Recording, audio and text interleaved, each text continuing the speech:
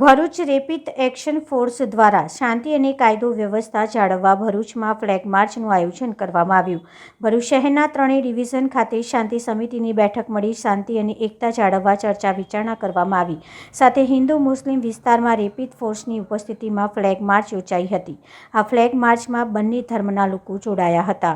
નમસ્કાર, આજ રોજ A division, B division, C division ત્રણ ડિવિઝનના શાંતિ સમિતિના સભ્ય અને પોલીસ મિત્ર સૌને અમને આમંત્રિત કરી આજે આરઈ એટલે કે રેપિડ ફોર્સ જે આપણા ભરૂચ જિલ્લામાં આવી પહોંચી છે એ દરેક સંવેદનશીલ વિસ્તારમાં જ્યાં જ્યાં હિન્દુ મુસ્લિમ વિસ્તાર હોય છે ત્યાં તે લોકો ફ્લેગ માર્ચ કરી અમારી જોડે બેસીને ચર્ચા વિચારણા કરી કે આપણે સૌ સમુદાયના લોકો ભેગા મળીને આપણે શાંતિ અહીંયા સ્થાપવાની છે।